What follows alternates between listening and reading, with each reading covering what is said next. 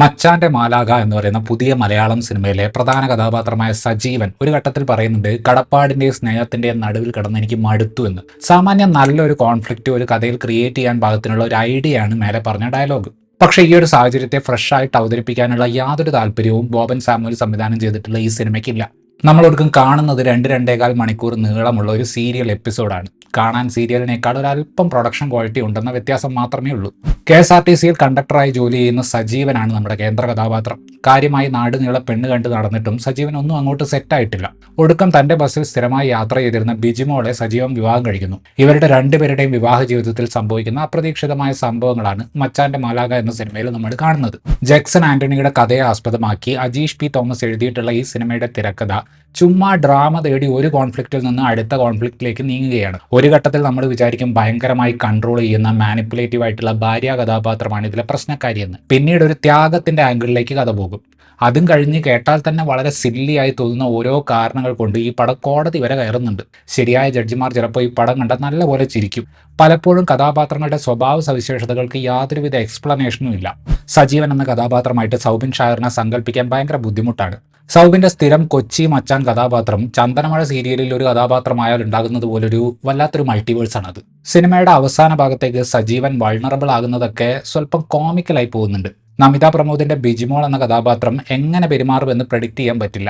ബിജിമോളുടെ കുടുംബം ചില ട്രോമകളിലൂടെ കടന്നു പോയിട്ടുണ്ട് എന്ന് പറയുന്നുണ്ടെങ്കിലും അതും ബിജിമോളുടെ സ്വഭാവവും തമ്മിൽ കണക്ട് ചെയ്യാൻ പറ്റുന്നില്ല. ഈ ഒരു കുഴപ്പം കൊണ്ട് തന്നെ നമിതയുടെ പെർഫോമൻസും കുറച്ചധികം എക്സാജറേറ്റഡ് ആയിട്ട് ഫീൽ ചെയ്തു. കാരിക്കേച്ചർ സ്വഭാവമുള്ള ഒരു അമ്മായിയമ്മ കഥാപാത്രമായിട്ട് വരുന്ന ശാന്തി കൃഷ്ണയാണ് ഈ സിനിമയിലെ ഏറ്റവും വലിയ സീരിയൽ ഐറ്റം. എഴുത്തുകാരൻ കഥയിലെ മസാല കുറയുമ്പോൾ നേരെ ഈ കഥാപാത്രത്തിനെയാണ് എടുത്തുപയോഗിക്കുന്നത്. കാരണം എന്തും ജയിക്കാവുന്ന ഒരു കോമാളിയായിട്ടാണ് ഈ കഥാപാത്രത്തിനെ ഡിസൈൻ ചെയ്തിട്ടുള്ളത്. മനോജ് കെയു അവതരിപ്പിച്ചിട്ടുള്ള സജീവിന്റെ അമ്മായി അച്ഛന്റെ ക്യാരക്ടർ ഇമോഷണൽ സീനുകളിൽ മികച്ചു നിന്നെങ്കിലും കണ്ണൂർ സ്ലാങ് വരാതിരിക്കാൻ വേണ്ടി ശ്രമിക്കുന്നത് കൊണ്ട് ഡയലോഗ് ഡെലിവറി അത്രയ്ക്ക് സ്മൂത്ത് ആയിരുന്നില്ല. ധ്യാൻ ശ്രീനിവാസൻ അവതരിപ്പിച്ച വക്കീൽ കഥാപാത്രം 1-2 തവണ I vehemently oppose this submission your honour എന്ന് പറയുന്നുണ്ട്. തിരക്കഥ കേട്ടപ്പോഴും പുള്ളി അങ്ങനെ തന്നെ പറഞ്ഞിരുന്നെങ്കിൽ നന്നായനെ എന്ന് പടം കണ്ടപ്പോൾ തോന്നി. ദിലീഷ് പോത്തൻ, വിനീത് തട്ടിൽ ഡേവിഡ് എന്നിവർക്കൊപ്പം ഷീലു എബ്രഹാമും ഈ സിനിമയിൽ അഭിനയിച്ചിട്ടുണ്ട്. വളരെ ഔട്ട്ഡേറ്റഡ് ആയിട്ടുള്ള മേക്കിംഗ് ആണ് ബോബൻ സാമുവൽ ഈ സിനിമയ്ക്ക് കൊടുത്തിട്ടുള്ളത്.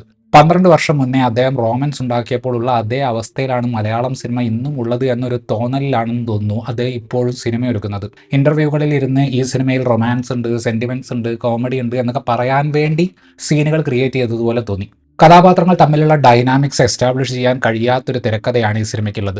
കല്യാണത്തിന് മുൻപോ അത് കഴിഞ്ഞിട്ടോ പ്രണയമില്ലാത്ത ഒരു റിലേഷൻഷിപ്പാണ് ബിജിമോളും സജീവനും തമ്മിലുള്ളത്.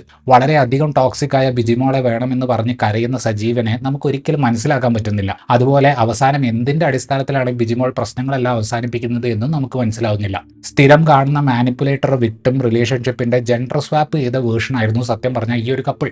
സ്പൂൺ ഫീഡ് ചെയ്യുന്ന ഔസേപ്പച്ചന്റെ പശ്ചാത്തല സംഗീതം പലപ്പോഴും ഒരു ഡയലോഗിലെ ഓരോ വാക്കിനും ഓരോരോ ഇൻസ്ട്രുമെന്റ് വെച്ച് സപ്പോർട്ട് കൊടുക്കുന്നുണ്ട്. ഇന്നത്തെ കാലത്തെ ഫാമിലി സിനിമകൾക്കും കോമഡി സിനിമകൾക്കും ഒന്നും റിപ്പീറ്റ് വാല്യൂ ഇല്ല, ഓർത്തിരിക്കാൻ മാത്രമില്ല എന്ന ജനറൽ ഡിസ്കഷൻ അത് പരിഹരിക്കാൻ ഔട്ട്ഡേറ്റഡ് ആയിട്ടുള്ള കാര്യങ്ങൾ ചെയ്താൽ മതി എന്ന് ചില ഫിലിം മേക്കേഴ്സിനെ തോന്നിപ്പിച്ചിട്ടുണ്ട് എന്ന് തോന്നുന്നു. മച്ചാന്റെ മാലാഖ അങ്ങനെ ഒരു ഭൂതകാലത്തിൽ കുടുങ്ങിയിട്ടുള്ള സിനിമയാണ്.